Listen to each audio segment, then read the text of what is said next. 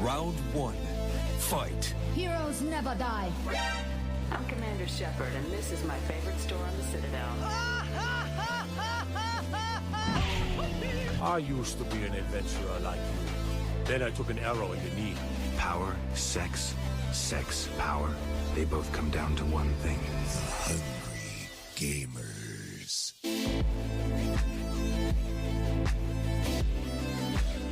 Hello, and welcome, boys and girls, to the 237th episode of the Hungry Gamers podcast. We are powered by Audio Technica and 8bit.net. Now, I'm your extremely humble host, Brendan White. You can find me just about everywhere at Brendan 8bit. And joining me today, the M50Xs to my BP40, my podcast, Ride or Die. You can find her on dem socials at Miss Allie Hart. Miss Allie Hart, how the hell are you going today? Good morning, good afternoon, good evening, whenever you listen to this wonderful podcast. I hope the day finds you well.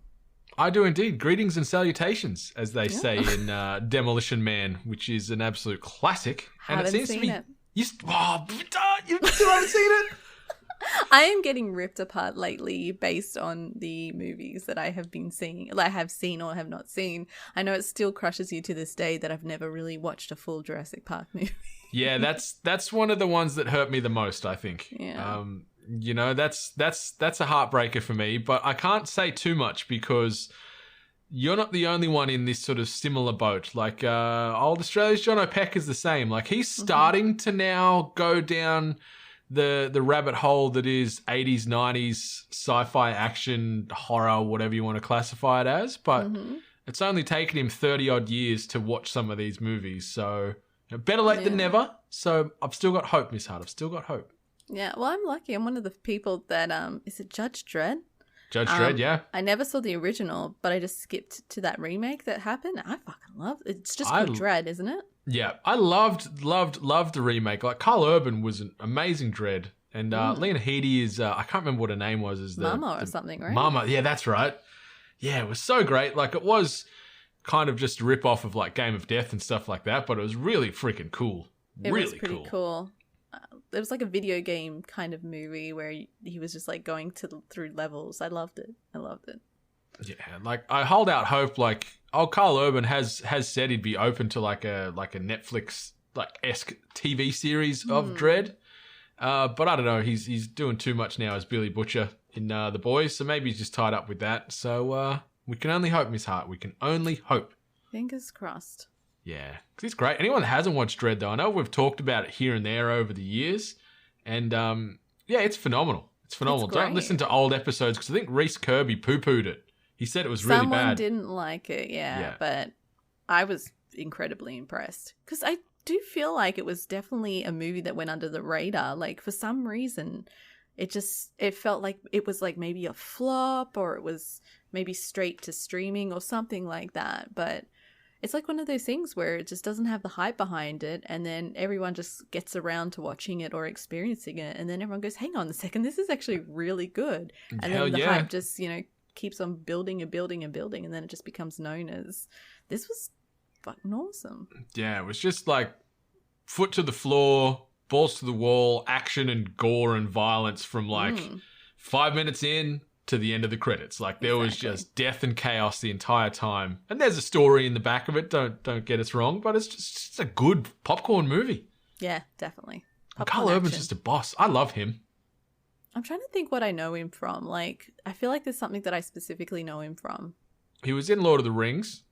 Definitely not that. He was also in, I always forget if it was Being Human, I think was the TV show, where he had a synthetic robot partner. So he was a human, and they get partnered up with like an android, I guess you could say, as a partner in the police force, which was a good show. I think it only made one season, but it was a good show. I do recall the name, but I don't think I watched it. But he's been around. He's been around the traps. I'll figure it out. Carl Urban. Yeah, it'll come to you. Well, you still haven't watched The Boys yet, have you? No. So you don't remember him from that. My bad. No. Goodness gracious. So outside of not watching fantastic films and television, what have you been doing this past week? Just to kind of get back from last week and my experience with Doom, I managed to push through. It was actually a depth of field issue. Oh, yep, you scaled it back? Yeah, scaled it back, forward, whatever I did, but it fixed it. Like, so I was able to like just hammer it out and play it, and it's such a good game. I could see why it gets a lot of credit. Like, I kind of had no doubt being an OG Doom fan, but it's just good to see it brought into this day and age, and it still do so well while being new, but keeping a lot of the aesthetic that we loved from the original. So fixed it. I'm happy now. I'm playing through it now, enjoying it. So looking forward to it. And then obviously I'll move on to Eternal. Yeah, a bit of Doom Eternal with a couple of DLC packs waiting for you as well. Nice. So you'll keep busy. Yeah, so fix that. So it's just so everyone knows an update from last week. And I finally got back into Apex Legends, only for a short stint. Unfortunately, I wasn't rolling around the same time that you usually play video games.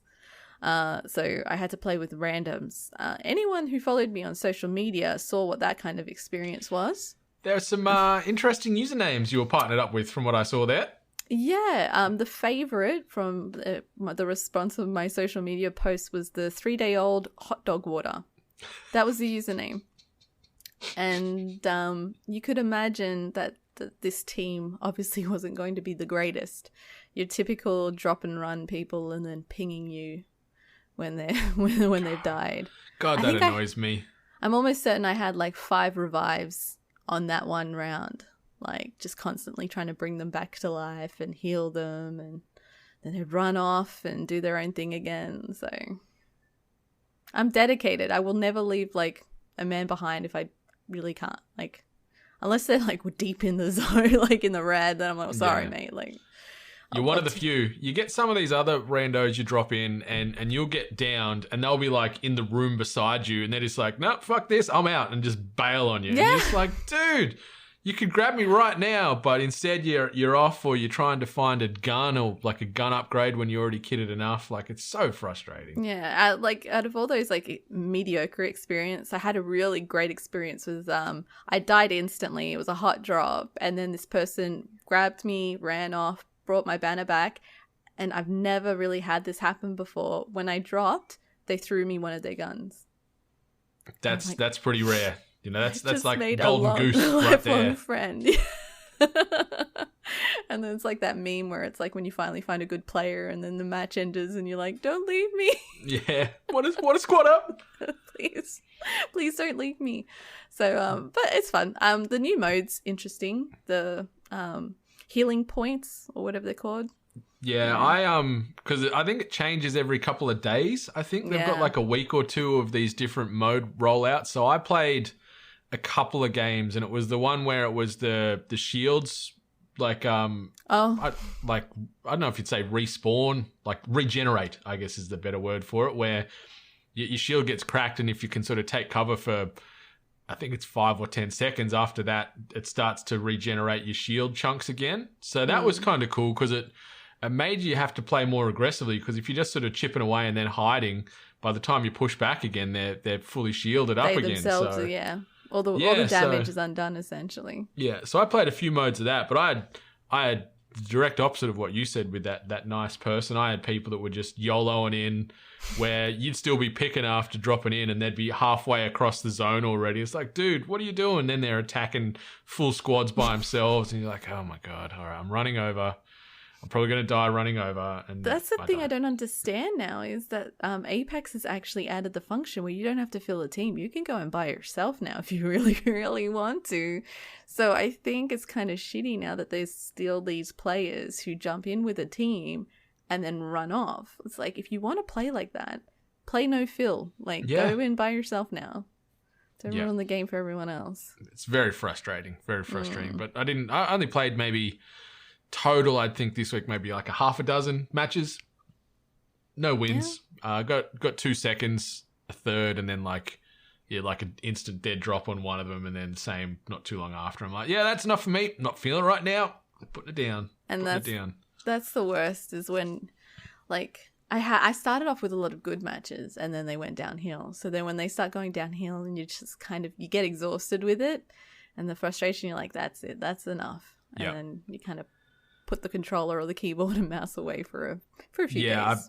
I feel I'm getting more mature in my decisions with that. Instead of just keep going and letting the blood boil over, and I just like crack it. I'm just like, I'm not feeling good right now. That was frustrating, so I'm done. I'm done. I'm walking away.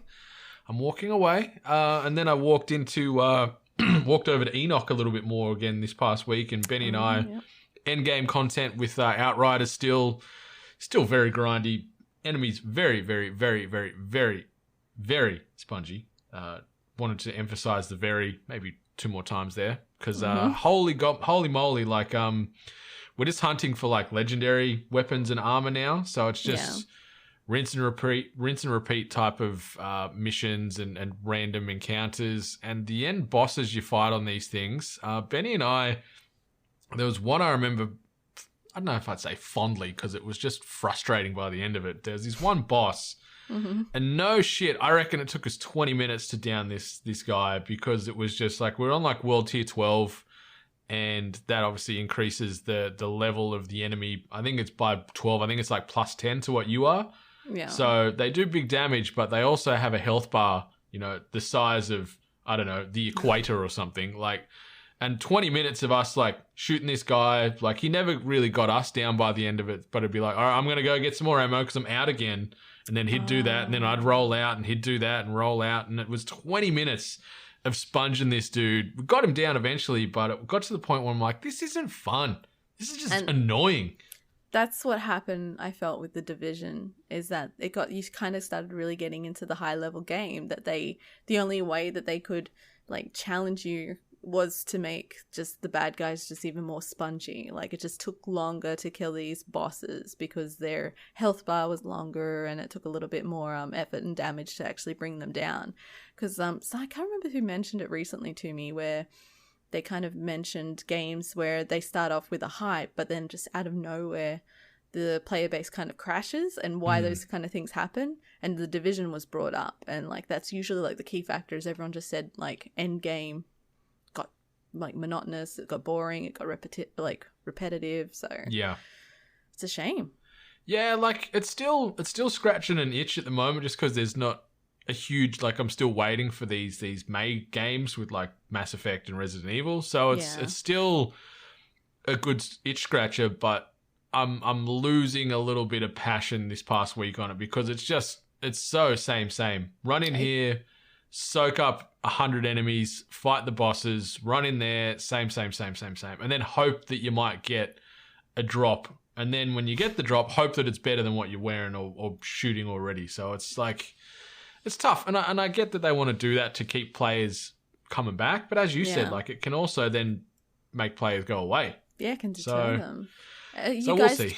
Running those, what were they called? Expeditions? Is that what they introduced to the game? We've done a couple of those. We need to go back in and do more of those as well. But we've just sort of been clearing out. Like, I think we've finished every side quest in the game now. I think we've done everything off the map, and now it's just the expeditions. So we're starting to chip through that as well. But yeah, I'm gonna take a couple of days off from Outriders. Excuse me. And yeah, maybe go back next week. Who knows? I still got a couple other games that we've been talking about the last few weeks to get back in, like to try out. Like I actually fired up old Narita Boy the other day, but then I'm like, I don't even feel like playing games. So I just turned that off and just chucked Netflix on. So no shot to the game itself. I was just not vibing for games at the moment. It happens, and I think you'll probably find a lot of people our age now, especially with like a lot of things in life kind of getting in the way, or just general like mental health and stresses. Sometimes you don't want to get into a game. Like you want a game, like you want to play video games, but you just don't want to get into something. You don't want to start something. You don't want to think, in my case. So it's always good to have like those backup comfort games, as we refer to them. Exactly.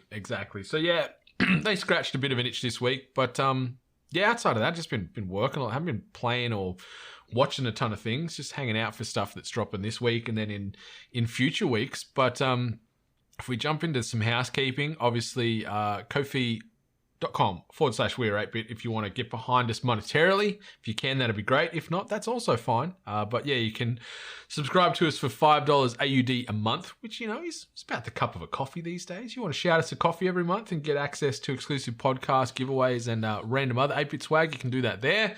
can also buy our exclusive 8-bit coins from Ko-fi as well. $20 AUD delivered anywhere in the globe. Obviously, it was a single limited run, so once these things are sold out, you're never going to be able to get one of these anywhere else unless someone's maybe on-selling them on eBay for a very high profit because it is such a premium, prestigious item. So, Ko-fi.com/we're8bit to get on that. And also, if you want to get yourself immortalized in the Star Wars portrait for 2021, going to be sharing some updates on photos or graphics on that over at Ko-fi.com today. So I've just got some new updates from Exu, who's doing the artwork on this one, and it is looking so good. And we're looking so good or so bad if we've picked bad characters. So who knows? Ooh. But yeah, keep your eyes and ears peeled on that one on the socials. And obviously, our April giveaway is still running. Really simple to get in on it. You just got to drop a subscription, not a subscription, sorry, drop a review on Apple Podcasts. It's going to take you 60 seconds or so. Just drop an honest review on any of the 8-bit oriented podcasts. We're talking The Hungry Gamers, we're talking Comedy Rewind, Putting in Work, the 8-bit Cast, Hanrold First, or Hoop Dreams. Chuck a review on there and then just drop an email or a DM with a screenshot of your review to go in the draw to win yourself an ADG1 Audio-Technica gaming headset, an 8-bit tee of your choosing, a Founders Coin, and some extra swagger.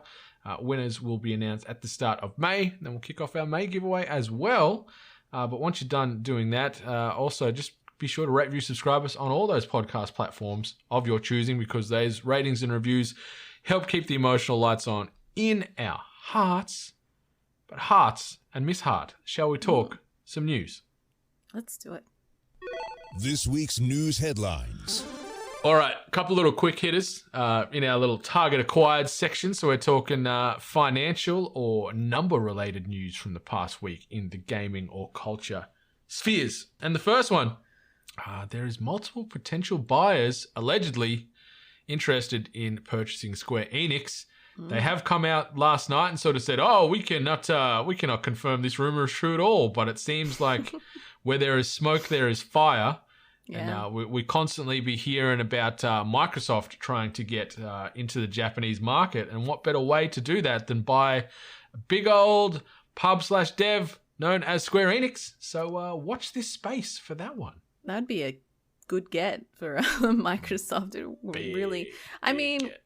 Microsoft has been talking about being relatively kind to their, console pal or console enemy, I guess, in PlayStation. So taking something like Square Enix, which has like big, I would say like PlayStation favorite titles. Like, I feel like they're usually more geared towards like PlayStation. So like they've like Square and Sony have sort of been best buds with like the Final Fantasy franchise for many a year. So just having something like that where they could potentially, even if it's day one, parallel releases for future Final Fantasy games, or they just say, stick it up your ass, Sony, moving forward, Final Fantasy 16, 17, 18, 35, whatever it is, it's a Microsoft exclusive. So but it's interesting because that would encompass stuff like Final Fantasy, Kingdom Hearts, Dragon Quest, Marvel's Avengers, even Outriders, stuff like that. So there's a lot of games in that portfolio that could be gobbled up in the future, but for now it's very much a strong rumor at the water cooler. Yes, for now. Not a dollars and cents thing, but Apex Legends this past week has hit 100 million players globally. Nice. So that's just a huge milestone there for Respawn, which is awesome because love this game, you love this game, and it's awesome to see that it's managed to ride the wave and survive amongst all these other BRs that go the way of the dinosaur fairly quickly. So it's good to see. We definitely see them come and go. There's like ones that just fizzle straight away. There's some that reach like instant success at the start, and then once again they just fade away for whatever reason. I would say that like right now that Apex's only major competitor would have to be Warzone, right? Yeah, I'd say so. Like PUBG's a distant like third place these days. So Warzone, I think, is the probably the top dog, maybe based off overall numbers. But yeah, Apex has certainly ascended to the top of the mountain, which is awesome. Which I love and to see. Fortnite. Oh yeah, how can we forget that bloody game? A little unknown game called Fortnite. I'm sure they're doing well. I'm sure they're doing great. I think so. They're certainly not losing money on that game. That's for damn sure. Not. Another metric-based stat here. So Twitch has set a new monthly viewership record for the month in March with 2.06 billion hours watched, according to Stream Elements analytics partner Rainmaker.gg. That figure represents a year-over-year growth of 105% for Twitch. So, my goodness gracious. I wonder what the ratio of hot tub streams increased that number by percentage-wise. So, yeah.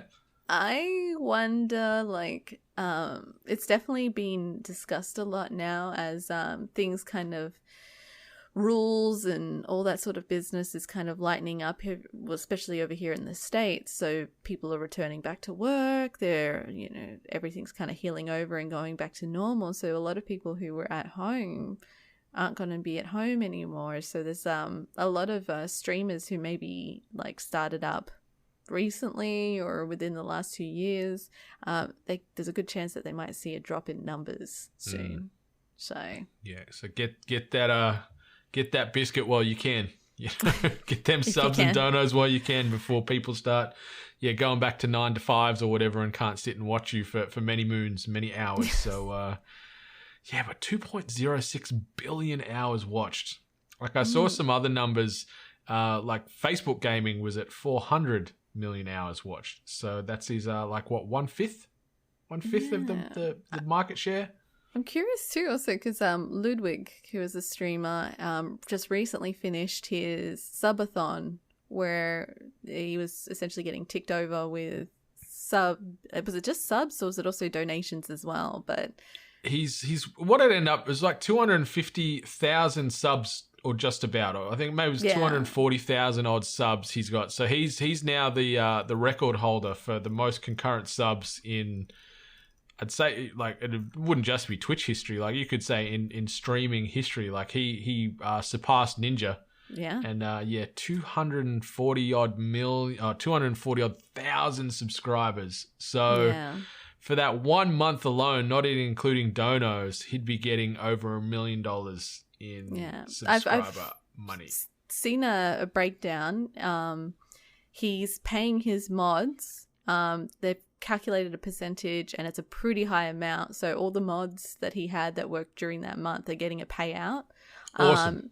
He's also dropping, it's either 200 or 300,000 to a charity. And then taxes and then Twitch tax. I think in the end he might be getting like 200,000 himself. You know what though? Like, for that's still a big chunk of change, but like awesome that he's not only dropping a big chunk of this to a charity, but also that he's paying his mods fairly as well, because that's something that doesn't get enough talk in the streamer game. Like, these mods, it's a very thankless role for some of these mods, and not often they're getting not only any recognition, but also like cash for the countless hours that they put into this shit. So it's awesome that he's honoring them and giving them what they're worth, which is great. Yeah. But imagine that. Imagine having 250,000 subscribers. Yeah. My God. He doesn't seem like a bad dude either. So I'm kind of like, yeah, this kind of worked out. It was a little funny, a little weird. He would stream while he was sleeping, so people would kind of just, I think if you donated or you subbed while he was streaming, it made a noise, which I guess was an incentive. So yeah. But yeah, they're getting 31 creative. days straight. Yeah, they're getting creative. Like, the sleeping streams, the hot tub streams. There was someone streaming from like a bubble bath the other day. So we're going to see shower streams soon. Like, it's inevitable. It's, people are finding ways to stand out and get that Johnny Cash. And people are also getting Johnny Cash. We're talking about CD Projekt. For the past full year, they brought in a record $562 million in consolidated sales revenues. That number is more than 4 times what it reported for 2019 and more than 2.5 times the company's previous record of 210 million, which was set in 2015 with the launch of The Witcher 3 Wild Hunt. So, CD Projekt Red, obviously most recently known for Cyberpunk 2077 dramas and issues, clearly have they've come out in the black, that's for sure. Like, obviously there was lawsuits and issues and getting ripped off the PlayStation Store and everything else like that went into it too, but this game still was one of the most anticipated of the last, 5-10 years. It was a long time. Yeah. And like even before like, what was it, day one, they'd made profit on the game because of the amount of pre-orders and sales out from day one. So they were in the black from day one, which is sweet. And it's cool you see devs doing this. Obviously, the subsequent shitstorm that happened after that's a story that we've spoken about many times. But it's still cool to see companies have success. And I think we sort of try and look at it from a positive space here, and that they're learning from these mistakes, and a lot of the marketing spoof and the follow-ups that all the producers and the heads of the studio have come out with and said, we're learning from this, we're sorry, we're working on this and that and the other. So I'm giving them the benefit of the doubt, and clearly people with their wallets also have given them the benefit of the doubt, because this studio has made a big chunk of change in the last 12 months. Yeah, I mean, from the side of being just a gamer and consumer, it's a positive thing to see, just in the space of gaming being taken seriously and also being a high value entertainment resource.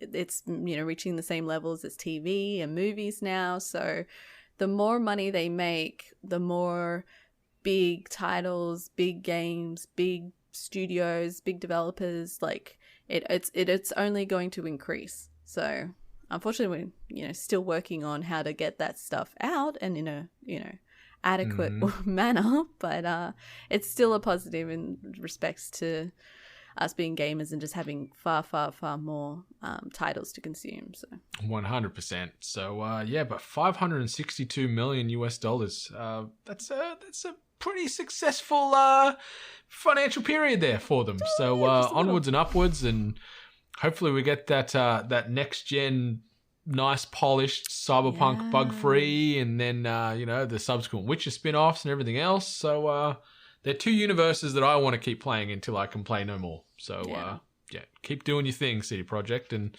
well done. Even though your release was a bit of a shitstorm, well done overall. I'll pay you there. The next bit of news: Seeker, Survivor of the Post-Apocalypse, and Hunter of Machines, Aloy jumps into Fortnite on the PlayStation 5 and PlayStation 4. Yes, you heard that right. We are getting another IP crossover. This time we see Horizon Zero Dawn lending Aloy to Fortnite. Aloy's bundle includes the Aloy outfit, her blaze canister back bling, Aloy's spear pickaxe, Glinthawk glider, Shield Weaver wrap, the Heart Rise on emote, and Aloy the Skywalker loading screen, which is available in the bundle only, that loading screen. So if you want to get that standalone, you cannot. You got to get it all. As a bonus to PlayStation 5 players, anyone that owns the Aloy outfit and plays Fortnite on their PlayStation 5 will unlock the Ice Hunter Aloy style. There's also a thing called the Aloy Cup, which is live right now and available only on PlayStation consoles. The Aloy Cup rewards precision and mastery fitting of its namesake when utilizing the bow in-game. So, damn, this just keeps happening. Like, this was a surprising one for me. I loved it. Like, I'm a Horizon Zero Dawn mark, and it's another one of them skins where I'm like, God damn it, I want to boot up this game just to get this skin because I love this character. But then I'm like, I don't like Fortnite, so sorry. I'm moving on. That's how they get you. Mm-hmm. Put enough things in there that people love, you'll eventually drag them over. This one is surprising, but then also not surprising. We recently had God of War added to Fortnite, and that one alone just freaks me out every time I see him dance. But then having Aloy, like Horizon Zero Dawn, the second one will be coming out this year, correct? Or did it get pushed? So. That's the strong discussions, but they still haven't even announced a year. Like, everything's alluding to it in 2021, but I think with COVID and stuff, maybe it's going to get kicked Possibly. Which sucks, but it's life. Because like it would make sense to kind of line that up and I guess essentially keep hype for something. Because the fact that they actually made something called the Alloy Cup, like they kind of did this little side thing to attach to the character's release in game, and a lot of PlayStation exclusives as well. It's a very interesting addition. It's a very unique way that they've added the character. I really wanted to just see how you felt about it, since Yeah, like I like it. Like I think the skin looks really nice. Like it's a cool looking skin. It looks just like Aloy, but in Fortnite aesthetic. As far as the character model and the strip back detail that Fortnite characters have comparative to other games out there. Like it's their art style. It works and it's noticeable. It's cool, but like. Yeah, I just need to sort of plant my flag and say I'm not getting in on any of this because I've let Predator go past, I've let Xenomorph go past, I've let Ellen Ripley go past, I've let Master Chief, Mandalorian, Wolverine, all these characters that I love, and I've just let them all, walk on by, and I gotta keep doing that. I gotta stand strong because I can't get immersed in this Fortnite universe. I simply refuse to go and play this game anymore. Because I can't get hooked and get frustrated, and I hate building, so I'm out. I was gonna pitch to you, like, what would be the character that would drag you over? But you have said some very key franchises that are very important to you, and yet they still haven't grabbed you. So no. I think this one you've actually done really well holding back. Yeah, I'm actually surprised myself thinking about it now, because I'm a sucker for a good bit of marketing, and I'm a sucker for wasting money on things that I'll probably use once, and that would be very evident with these skins, because these are characters I adore, but no, I'm out. I'm not going in. Fortnite's dead to me. We've broken off talks. Unsuccessful. Not playing. Very proud. But the skin looks great. Love the skin. Wish I could have the skin, but I'm just I can't do it. Could say you have no skin in the game. I got no skin in the game. None at all, even though I'd like to have many skins in this game. But anyway, that's it. Like all these franchises that you and I adore, they've been getting dumped into Fortnite over the last 12 months, and they're going to keep doing it. Like I know that like there's going to be like Jurassic Park skin crossovers. Yeah. Like we're going to get like Dr. Grant and Dr. Malcolm in there, and I'm like, God damn it, like a Jeff Goldblum skin with his shirt like unbuttoned and stuff like that. I'm like, damn, I could rock that, but no, can't do it. Can't do it. Sorry, Fortnite. Sorry, Epic. It's not as if you need my petty dollars, but anyway, can't do it. So the next one, Miss Hart, we're gonna be talking about the latest Nintendo Indie World that dropped this past week. So that was on April 14th through /15, depending on where you were in the world. I watched bits and pieces of this, so I think I might throw it over to you, because I know you had some good things to say, and maybe we could jump in on some of the games that were announced that sort of stood out to us. Like there was it was 20 or 21 total. I can't remember. 21. Yeah. So it felt like it was 20, but then they did the old sneaky at the end and said, actually we've got one more game for you. So then it turned 21. Overall the event, like I'm loving these like online showcases. The last one we spoke about was Microsoft, I believe. Yeah. Microsoft Indie one. The Games at ID one. Yeah. As I mentioned with that event, I felt like that one probably dragged on a little too long. There was a lot of in between, like events, interviews, kind of discussions and even with developers, and actual ad breaks. Yeah, that's right. I forgot about those. And like host banter as well. So that did feel like it went for a long time. In contrast to these Nintendo Indie World, it was perfect. It went for the right amount of time. They did have moments where game developers actually got to give you a quick blurb about their game, and it was like, it wasn't long, it wasn't exaggerated. They just had like, I would say like maybe a minute or so to like kind of give you a rundown about what their game is about, or just something, that was quite special and to them in particular, or what made their game special or whatever. So I think they did right by that. You got to see a bunch of trailers, a few little, micro breakdowns on what the games were. And then, the showcase finished, and then they said, oh, hang on, we've got one more game. And then they, shocked everyone with the game at the end, and then it was over. I think they always do a really good showcase, and the games within there was actually some really good, interesting games that are definitely on my radar now. There's some good variety too. Like, a lot of people think that all indie games are the same, or a lot of uncultured gamers think, indie games are all the same, but like just seeing the different tones of these 21 games, the different art styles, the different genres, the different soundtracks, all this kind of stuff. Like there was 21 different flavors that they showcased there, and some absolute little gems. And it's great to see because, everyone gets caught up in the bright lights of the big AAAs.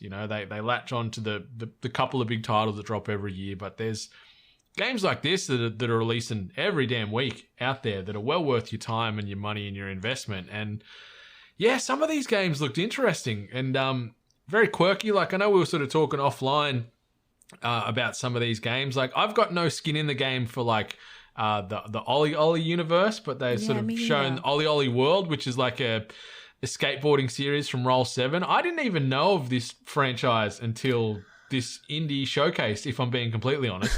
I've heard of it, and I've actually been quite familiar with their very, a very niche fan base that really, really love this game franchise. So I know that when this was announced during the event, my Twitter feed got a bit excited over it, as well as what I guess could be taken away as the key title at the end, which was Oxenfree 2.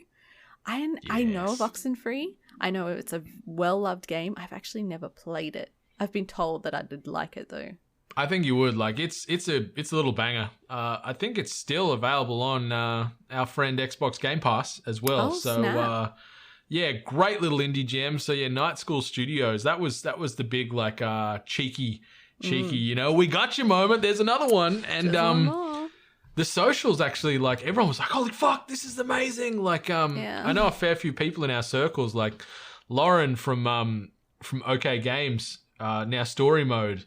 She loves Oxenfree, and seeing her just glowing about this sequel got me hyped to go back into it because it's a very simple game, like from a mechanics perspective, but just the narratives and the emotional hooks you get from the characters that you play as and interact with is really, really cool. Really, really cool. So check out Oxenfree when you get some time. Put it on your list of ever-growing things to watch and play, but make it a priority, Miss Hart, I reckon. Yeah, I'll have to, now knowing it could still be on Game Pass, I might be able to just play through that, hopefully in the next few days. Yeah, another one I thought looked really cool was Aerial Knights Never Yield. Yeah. Which was like a runner-style game, Tokyo-inspired Detroit universe, super slick. The soundtrack was pumping along. There's a demo out for this already, and the game comes out in like a month's time, which is really exciting. So, Never Yield looks really, really cool. That one really kind of is like drew my attention at the start because of like those little short video snippets where the devs kind of talk about their game. And the creator of Aerial Knights Never Yield actually explained that he created this game because he wanted to be able to, create games and he was not like normally, so welcomed in the scene. So he had the ability to do it himself. And I think it was great that he was able to kind of push that message forward. And I think that's why we should be more active in following indie games, because there are a lot of stories and a lot of tales out there that people want to tell. And there's a lot of wonderful, unique stories that a lot of us are not even aware of because of, how we're brought up or the, specific lives that we lead. And due to the games, we can get a small glimpse into other people's worlds and experiences. So I think that's definitely what's fantastic about seeing the rise in indie games and seeing how, I guess, accessible they're becoming to small developers. So Aerial Knights Never Yield is definitely going to be on my radar. Yeah, no, it looks awesome. Another one that was sort of, I think we were both in agreement for was Aztec Forgotten Gods. Yeah, that one looks sick. It looked really, really freaking cool. I really hope, because in the trailer that we saw, it's just stylized. It looks beautiful. It looks stunning. But there was also a really heavy, like, rock metal soundtrack in the background. So I'm like, man, I hope that's in game. I'm going to be so on board with it. But it's from a Mexican developer, and it's based on Aztec mythology. And due to my husband, like, I'm just super fascinated with it. And so this game is definitely going to also be on my must play. Yeah. So it's coming out later this year as well, which was awesome. The majority of the games that they highlighted were games that are all dropping. I think 80 to 90% of the games are coming out this year, and some of and a good chunk of that 80-90% are coming out in the next 2-3 months. So the hype and the anticipation, you don't have to wait too long. Like just a quick reference to the new Teenage Mutant Ninja Turtles game, Shredder's Revenge. Like, it got a little bit more love. And it's just so nostalgia scratching for everybody. Yeah. And the fact that you can play 4-player beat 'em up on the Nintendo Switch on that's going to be so good. I'll be playing that heavily, I think, when it drops, and I cannot wait for that. But yeah, there's so many cool looking games. Any other ones you wanted to throw out that were highlighted for you? I'm really interested in the game that was called The Longing. This one was from a German developer, and it's a story about, I think it's to do with folklore, but it's about this character who, this little creature who's waiting for his master or his king of their underground kingdom to come back. But you actually, you play it for 400 days. So you have to fulfill this character's life for 400 days till the king or his master, comes back. And it's just, the style is hand-drawn style, and it's kind of gothic-y, spooky, kind of it's a really interesting style. And then having this element where it's you have to play, well, I believe they kind of said you don't necessarily have to play it to see the end game, but it's definitely something that they've added into the game to make it quite unique and special, which is you have to play the game for the 400 days that this character has to wait for their king to return. So I think it's incredibly interesting. The style looks great. It's kind of spooky, kind of unique with the folklore and everything attached to it. So that one also grabbed my attention as well. So that was The Longing. It's such a cool concept, and the awesome thing with The Longing too, it's out now. It was out available as of sort of the Nintendo Indie Direct, the Nintendo Indie Showcase, I should say. It was available as of a couple of days ago, and it looks cool, artistically super slick, and I like that concept where it's using the internal clock of the console or the of the PC. And potentially this game, you could be playing this game for over a year straight, on and off, and there'll be different things to experience and encounter. And after that 400 days, I wonder what kind of payoff you're going to get from your king waking up from his slumber. Yeah, it's I think it's really cool because for the most part, a lot of us do play games continually every day and everything, especially the ones that we enjoy the most. So we always return, we always put the hours in and everything. So imagine playing a game all the time and then finding out that, because you played this game for a certain amount of days, there's this whole backstory that you can look forward to. So I don't know, it's something that's wonderful about it, and I'm sure a lot of people have probably thought of it, but this person's actually done it. So it's crazy unique. I love it. It certainly stood out amongst this 20 odd announcements and little highlights. So plenty of other cool games. I liked the concept of that Road 96, which was a narrative adventure game, classic sort of road movie.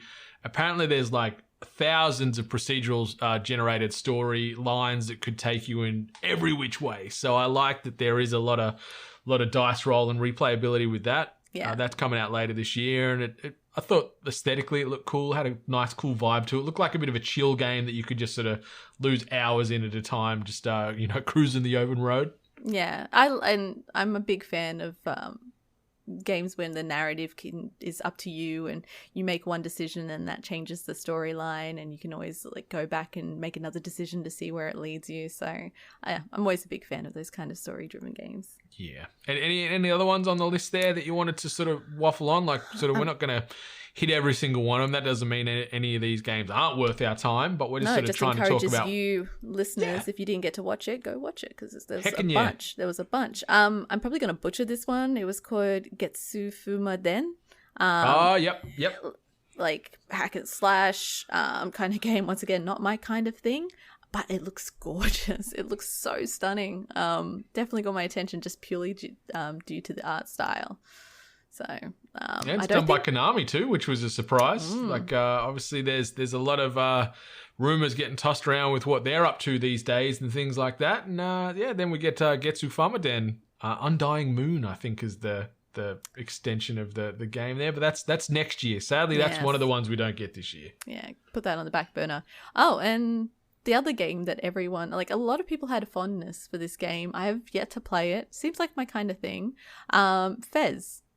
A 2D, 3D platformer puzzle kind of stylized game. I remember when it came out way back when. Feels like forever ago. But yeah, now they've managed to get that one on the Nintendo Switch, which seems perfect. Seems like the right kind of game for the Switch. So a lot of Fez fans were really excited to see that that game being brought onto the Nintendo Switch.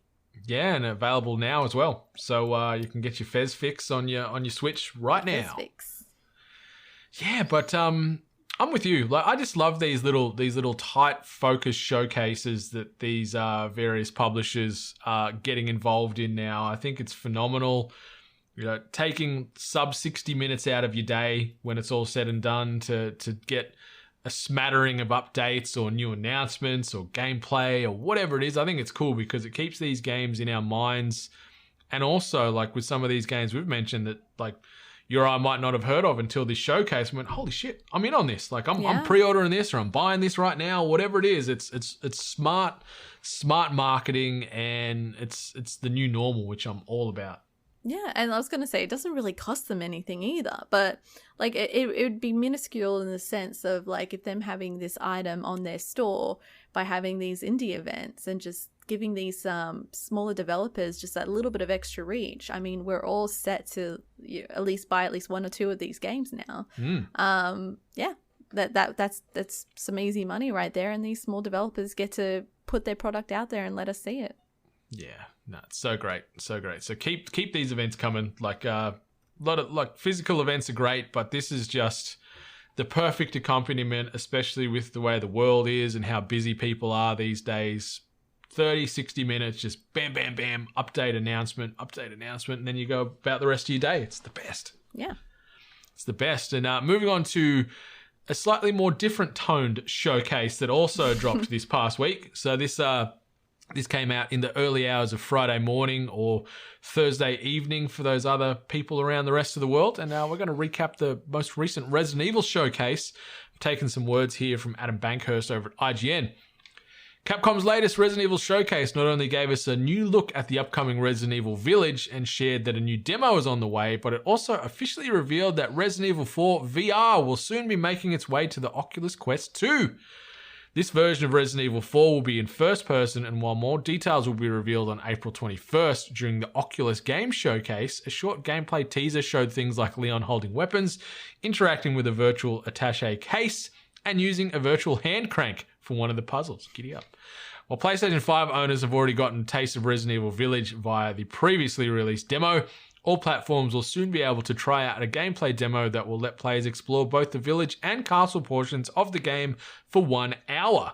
PlayStation owners will have early access to the demo starting from Monday, April 19th, and that's Australian time and date that I'm referencing there, with the village and castle portions separated into 2 days. Each demo will be available to download and play over an 8-hour window, although the game time is limited to 30 minutes for each portion. The demo will arrive on all platforms, including Google Stadia, on May 1st and 2nd, and players will have an hour to play both the village demo and castle demo and can choose how they split their time. while our latest look at Resident Evil Village featured Lady Dimitrescu and everyone's favourite tall vampire. It also focused on returning protagonist Ethan Winters. The new narrative trailer also reveals more about the titular village, Mother Miranda, Umbrella Corporation's involvement, Ethan's confrontation with Chris Redfield, and much more. Resident Evil Mercenaries, the popular time trial mode that's been around since Resident Evil 3, returns in Resident Evil Village. The mode was last seen in Resident Evil 6, and the idea is to let players compete in high-score challenges by racking up kills and collecting time extension bonuses. It will also include new features like power upgrades and weapon shops between rounds. Capcom also premiered the first trailer for Resident Evil Infinite Darkness, which obviously is a new animated movie coming to Netflix this July, which sees Leon Kennedy and Claire Redfield unite as they wait for it, fend off a zombie outbreak in the White House. And as you may recall, Leon once rescued the president's daughter, Ashley Graham, in Resident Evil 4. This time he's keeping President Graham safe from zombies. And lastly, Dead by Daylight is getting a collaboration event with Resident Evil. Behavior Interactive will reveal the Resident Evil chapter on May 25th during Dead by Daylight's 5th anniversary stream. The collab chapter will be released in June of this year. So this thing all up ran for about 30-ish minutes, give or take. Yeah. Mixed in some gameplay with some commentary from various producers and studio heads. And it had this weird cut where it went to like third-party studios talking about Resident Evil because it's obviously 25th anniversary. Yeah. And some of that was so rough. And it was so poorly edited. Like there was a couple of studio heads where it felt like they didn't even have a script. They were just freestyling. And it was just like, yep, Resident Evil, great. Yep, awesome. Proud of you. And I'm just like, fuck, who vetted this? Yeah. Who vetted this? It was so crappy. But I liked the event overall. 30 minutes, nice and tight. Showed a mixture of new stuff as well as old. The Resident Evil 4 VR thing was an interesting decision to me. Yeah. I love Resident Evil 4. Love VR. I'm thinking I'll play this, but then I'm like, it kind of looked a bit clunky and janky at times with the traditional, VR floating hands and all that kind of stuff. So I'm like, oh, I don't know. But overall, Miss Hart, what did you think of this event? You think it was well done? You liked it? I'm sitting on the same fence where there was a lot of cool stuff that they dropped, a lot of good information that we got to see. I'm happy we got to see more segments of the series on Netflix. So it was good to see little bits of that. But yeah, there was just a few little extra things that they kind of added on. I was just like, maybe not. It was cool to see a few more additions to like characters, a lot of in-game stuff. They're referring to, now I always get this wrong. I never watched Underworld. Lycans? Lycans, yep. Werewolves, yeah, yep. So werewolves. So we're now seeing that seems to be some like kind of connection with vampires and them and working together from what it seems like. Then we heard about Mother Miranda and the people of the village saying like, I don't get it. She always looked after us. Mm-hmm. So there's a lot of, we're getting more and more and more information. I also appreciate like just all these demos that they're handing out. They're like, yeah, experience it more, get to know it more. Like, I realized that I saw someone in, I can't remember which forum it was, where they said, I've never been interested in Resident Evil games because I hate zombie games, but I'm now seeing stuff about this new game. What's going on? Is this like a fantasy game now? Because I might actually play it. So I like this angle, and everything looks beautiful. Every time they show a shot inside the castle, it just looks stunning. Yeah, the world that they're building over there in Romania looks phenomenal. And yeah, I like that it is such a different, like it's gothic as opposed to the traditional, slow shuffling zombies and stuff, and mixing in vampires and werewolves and what other beasties that they'll throw at us throughout our game time. It's so great. It's so great. Like, I love that they've reimagined this Resident Evil world through 7 and now into 8. The demo stuff's cool, but the way they're doing it is just weird as hell to me. Like, it's a little, all over the place. Like, it's some Da Vinci Code-esque cracking to actually understand how it all works. Like, I'd say just jump on Google and search, like, Resident Evil Village upcoming demo or something, because there's so many weird tiers where you're getting the village and castle portions broken down not only over 2 separate days, but they're only available to be played in an 8-hour block. And I know I saw the legends over at Press Start for us, like for anyone listening in Australia. I think the 8-hour block for us starts from this coming Monday morning, but it's from 3 a.m. to 11 a.m. is your game time to play this. So it fucking sucks. That's horrible. On a school night? That's so bad. Yeah, so I'm going to get up on like Monday morning at like 5. Like I know you only get about an hour or so in the demo, so I'm going to get up at 5 or 6, smack it out for that hour, and then go about my day. So it's not the most convenient timing. Very important feature though, if you are a PlayStation owner, they did say that you can preload the demo. So, and it's available now, I think, the preload. Yeah. So get on that if you're planning to do this ridiculous kind of early morning game playthrough. It's a bit baffling. So so Sony owners get access to this demo like 2 weeks prior to the rest of the greater gaming world. So on May 1st and 2nd, you've got PC, the subsequent Xbox ecosystem, PlayStation obviously still, and then Google Stadia, depending on region. I saw there was an asterisk there where it's like the demo's available depending on your region for Stadia users. So that'll be running again, where it'll be May 1st and May 2nd over that 2-day period. And you've got an hour total to get a bit of village action and a bit of castle action as well. So it's really cool that they're dropping these demos. Like the game's coming out on the 7th of May, so it's coming out in like 3 weeks, 4 weeks max. So soon. And we're getting these nice little tasters to try and build up this anticipation and hype. And yeah, hopefully this thing sells like gangbusters when it drops. And I cannot wait for this, Miss Hart. I'm so hyped for some Resident Evil. I just think it's such a wonderful, like we do see demos available for certain games, but actually there's a difference between us being able to play demos, but then also us beta testing or alpha testing games, where when we have these alpha beta experiences, we are essentially testing whether the game can handle player bases or, certain bugs or whatever. Whereas opposed to this, where they're giving us the demo of like, essentially what feels like a completed game, so you are getting a taste of what you will be experiencing, and I think that's awesome. Like I come from a time of PC demo discs and PlayStation demo discs, and unfortunately Nintendo didn't really got much for demo wise, but and they were a fantastic way to like get people to get a general idea of your game, get to experience a small amount of it, and then you get a decision on whether you want to purchase the game. So I'd like to see more of this, to be honest. 100%. Like the Switch, like a Nintendo sneakily do that well from time to time these days as well, where they're giving like demos for games to get you on or off the fence, depending on if it's going to be a day one purchase. So yeah, it's a bit of a forgotten art, the old demo, and it's great that it's sort of having a bit of a resurgence at the moment. And I can't wait. I'm going to get up early and try this demo on Monday morning and see like what the castle's about a bit more, and see what's happening out in this village, and what Mother Miranda's doing or not doing, and see how many times I get scared. And the cool thing as well with the demo, they've even said they're like, stream it, chuck it on. If you're a content creator, stream it on Twitch, stream it wherever you're making your content, just to get as many eyes and more opinions on this as you can. So I like that it's not under some NDA, or they're saying, don't showcase this. They're like, get it out there, which is cool.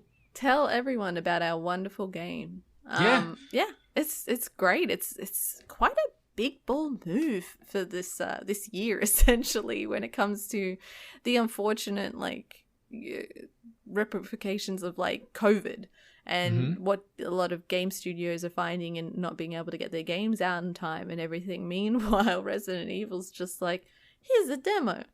A demo. The game will be out soon. Pretty interesting.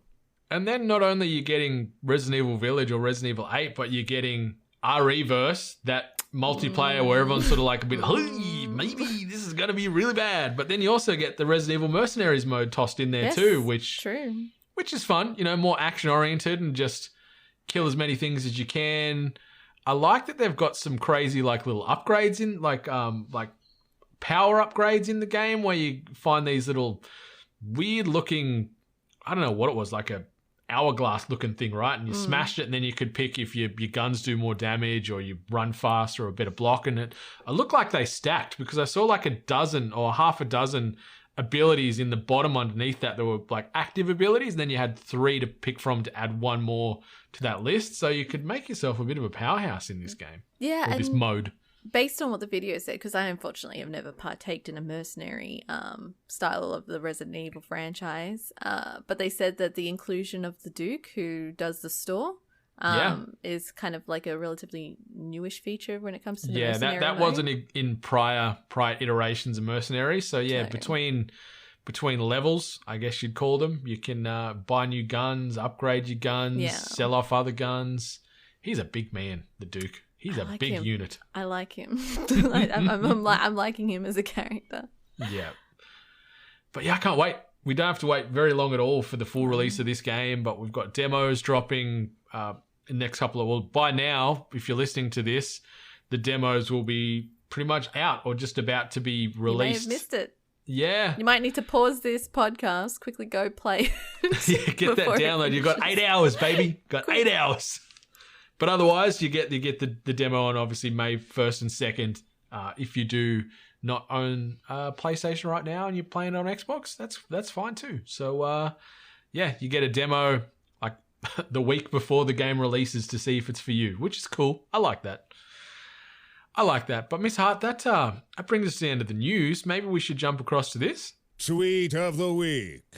And this tweet, we're highlighting some injustice here, some social travesties, some about that. Maybe online bullying to a degree, I would say as well. Like this tweet was sent out to, rile me to attack my my moral compass and my core. And the tweet was fired off by @WeAre8bit, so our official 8-bit Twitter. And the question was simple, but we've got to ask: mashed potato or roast potato? And with roast, I put like / baked potato. I see that as one and the same. That's the same thing, right? No. A baked spud and a roast spud, so they're both cooked in an oven. Yeah, but a roasted spud is specifically made for an exterior like hard crust and a soft interior. Whereas a baked potato is still meant to be relatively soft all around. Nah, like my baked spuds, I make the crust crunchy too. How do you make them crusty when crunchy when you're supposed to have them in the tin foil? Well, with a baked spud, like I'll put them like a little bit of thin oil in there and I'll roll them in a bit of corn flour and then cook them and rotate it around so you get a nice crunchy edge and a nice soft interior. A tin foil? I don't always tin foil them. Well, oh, you might have just opened a can of worms just now on that statement. Maybe. Come at me, internet. But also come at me, all you fools that voted for MASH, because they won this vote with 56 or just under 56% of the vote.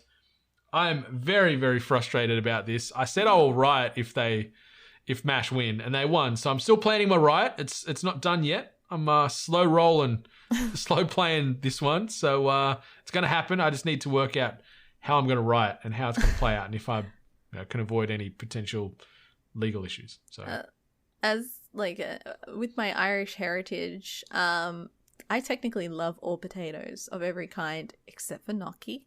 So it's always hard to decide between this or that or this or that. However, between mash and roast, I picked mash because consistently I fucking love mashed potato and the soft, buttery, maybe if you're lucky, garlicky, soft, just mush. It's so good. I love it. It's such a comforting food. Don't get me wrong, I love a roast potato.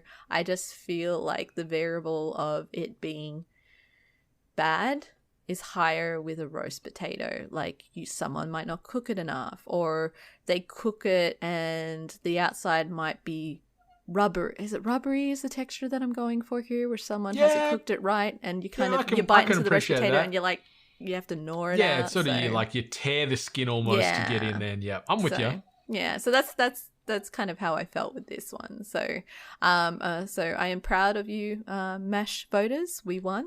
It's pretty close, to be fair. It wasn't like, MASH won by a landslide, but the point is we won. Yeah, it's a heartbreaker. Like, there was some interesting sort of varying levels of discourse on the socials as well. Like, our boy Liam Garbs, he said, "How can I ever trust the 8-Bit network again if MASH wins? Heathens." I'm right there with you. But then, like, Craig Shipway with the MASH with the Homer drool gif. Jamie with some logic here. He said it depends on what it's paired with. If it's a roast meal, then definitely roast. Otherwise, I'd say MASH. But then he also said, "Why isn't potato bake on this poll? It's amazing." Potato bake. Don't get me started on. I've got an axe to grind on potato bakes and pasta bakes and all them too. I fucking hate those things. What the fuck is wrong with you, Brendan? many things. But I don't like those because of the amount of cream and cheese. That's why I don't like those things. Yeah, like they could be done wrong at the same time as well. But like I feel like with you, like if someone makes a really nice potato bake, there's bacon in there. Yeah, that's okay. It doesn't it's the cheese and the cream for me with potato bakes. I'm just like, no thanks. No thanks. No, I'm out. Someone I'm hurt out. you, man. Like yeah, yep. Blame my upbringing. I don't know. But like coming from the country, like we ate this kind of stuff all the time, yes, and I just potato never liked it. is like a key product. So you usually get it every which way you can. Yeah. Like potato's great. I love potato in most of its forms. It's a very, very special vegetable. But like there was, Tilby mashed, baby. See, Dying Rum Pirate. Why not both? I can respect that. Same. Some both. A-Clay, mashed all day. Pengs, mashed is the best all-rounder, but roast is when you want to impress. See, I like that. No, because like I kind of like someone did mention also duck fat. Like if you do roasted duck fat, yes, that is like some fancy ass shit. However, like if you've never experienced like god tier mashed potato where someone you create the mash but then you also put it through the I actually don't know what the thing is. It's like a sieve. So you kind of put it through there. So then it just creates this next level like light fluffiness. And then when like the potato touches your tongue, it almost like evaporates with the butter and the milk and the garlic. And it's just, and it's fancy too. It's fancy as shit. See, you're selling it to me, but I've eaten enough, in air quotes, best mashed potatoes all over the world. And don't get me wrong. Some people can fuck that shit up. Yeah. It's just, I don't know. It's funny. I did, jumped on the pod with Wilco and his crew with the Locked On Lads Man Cave podcast the other day, and they asked how much it would cost for me to eat a plate of mashed potatoes for charity. So that's where I'm trying to measure up now. Like for the next charity drive, how many dollars would it take for me to eat a plate of mashed potato? How many dollars to make you judge mashed potato? Because it seems like if you had like 3 maybe variations of preparation of mashed potato, maybe you could be won over at the same time. If someone just gives you one basic one, you might be like, well, this sucks, But if someone gives you, if they give you 3 variations, like, I like what you're putting out here. Yeah, with butter, with skin, with garlic, there's different ways of doing mash. Yeah, I like this. I think we're onto something here. But Sniper says neither. Chips. True. Yeah, can't argue with that. Chips are great, and they come in many ways. Mm-hmm. See, that's going to be a discussion for another day with something we're working on in the future. I think we can do just a chip-based discussion, and I'm very excited for that. And then the last one, Mark Brooks says twice baked, of course. Like double baked. So I'm wondering if he started with like a higher heat to get that crunchy edge and then sort of putting it down afterwards just to sort of maintain that fluffiness inside. There's the process of boiling the potato first and then baking it. That's how I do my spuddies, yeah. That's what I thought. It's the best way to do it. It's laborsome. It's laborsome. If you're already boiling that shit, just mash it. Yeah. See, I'd take a boiled potato over mash. A boiled potato. Yeah. No, actually, that was like the one where if my mum placed like a boiled potato in front, you go to the kitchen, you pull out some butter, and you grab your fork, and you just load her up, baby. Yeah. But yeah, I'm still a little bit heartbroken to see to see MASH run away with this one. Like, I wonder how much of that is genuine, yes, they think MASH is better, or no, genuine, they want to see me right and want to see me hurt. So it's a good chance that it's probably the last one. Bit of both. But you know what? It's okay. Everyone has their opinions. Not they're not always right, but it's fine. It's fine, and we'll certainly be talking more about this and working out how to get me back in the MASH wagon. See if I can become pro MASH. I like this idea of getting like half a dozen different calibers of MASH in front of me, and grading them and seeing if any cut the mustard. But Miss Hart, that's the end of that segment. Maybe we'll jump into this before we get on out of here for another week. New releases and events. And so we're talking about things happening this upcoming week between Monday, April 19th through to Sunday, the 25th of April. And obviously right now you'll be listening to episode 236 of The Hungry Gamers. And also, hopefully you'll be playing that Resident Evil Village demo. So that is happening right now for PlayStation users only. Tuesday the 20th sees the release of Hoop Dreams episode number 35, as well as Winston Blue turning 3. So little Frenchie boy, the big 3 years old this Tuesday. So shout out to Winnie. I'm going to be baking him a cake and doing our thing. So it's going to be cute. Check the socials. You'll see him and Bentley rocking them party hats and living their best lives. Wednesday, the 21st of April, we'll see the next episode of This Thing On. And that stars myself, Australia's John O'Peck, and Benny McJanet riffing about something. We're going to be recording that this afternoon, so I don't know where it's going to go yet. Miss Hart, while I got you here, where should I try and take Is This Thing On? What kind of topic should I try and generate a discussion out of? Damn, I'm literally trying to think of where heads could collide. Like, what are things that people are passionate about? It's a shame because you and Jono have recently done a music discussion, right? Yeah. Because I feel like Benny still fits within the niche of music style, but he's on a different angle. Me and Benny actually aligned pretty well musically. We both have a love for Kill Switch. I don't know. I feel like a music angle might work. Okay. I'll think about that. I'll see. Maybe I can say something like, why is Kill Switch Engage overrated or something? Don't you fucking dare, or I will fly to Queensland. I like the band. I'm just like doing it to try and get a reaction. You got my reaction. Yeah. So I'm happy I've succeeded. Thursday the 22nd, we're going to see Mortal Kombat hits the cinemas on Thursday the 22nd for us Aussies here. So I cannot wait to watch that this weekend with my mama.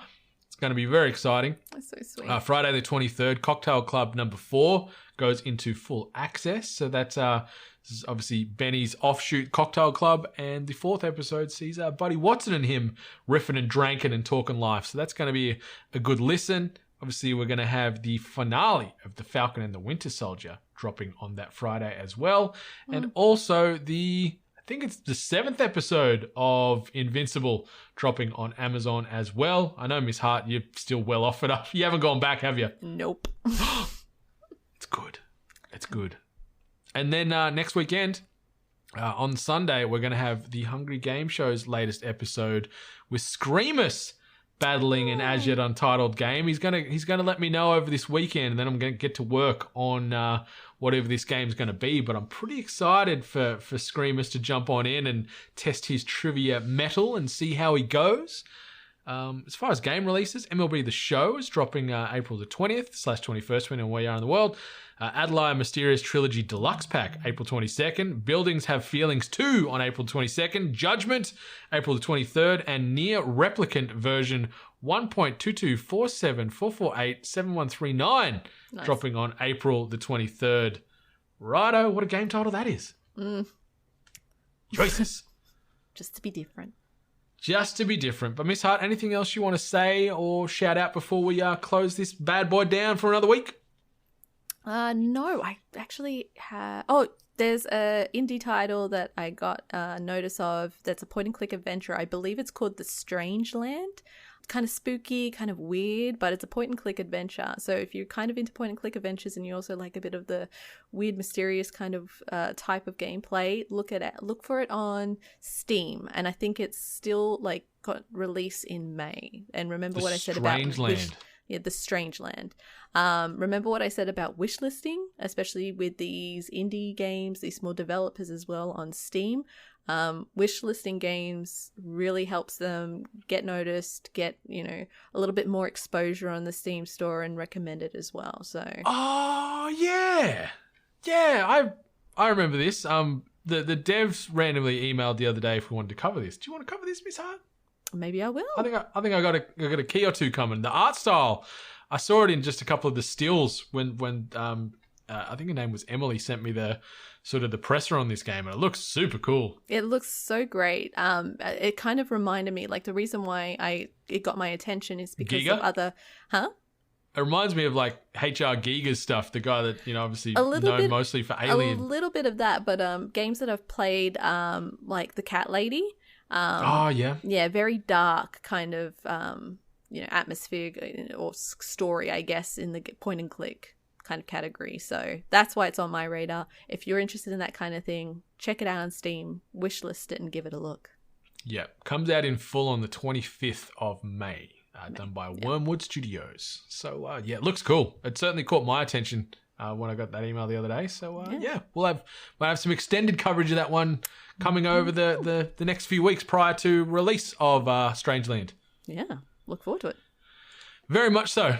And I also just wanted to shout out to friends of the show, Liam and Kim, on the big announcement that they dropped this past week. I know that's very broad and very ambiguous and doesn't sort of go into specifics, just because I didn't probably vet it with Liam if that's something that is too public. But just wanted to shout out and say awesome work and all the best, and we're pretty excited for that. But Miss Hart, what do you think? Let's go down out of here. Let's wrap it up. Did I even speak words then? I think I said let's get on out of here, but it just sounded like I was just yelling random syllables. But anyway, that brings to the end of the Hungry Gamers for another week. Until next week, ATEBIT Nation. Much love. And stay hungry. You've been listening to The Hungry Gamers, one of many gaming and geek culture related podcasts from the 8-Bit Collective over on 8bit.net. Check out more episodes on your podcast service of choice. And while you're there, please be sure to rate and subscribe. Until next time, boys and girls, stay hungry. What about potato salad? I can eat potato salad, but I'd prefer pasta salad than potato salad. Potato salad's creamy.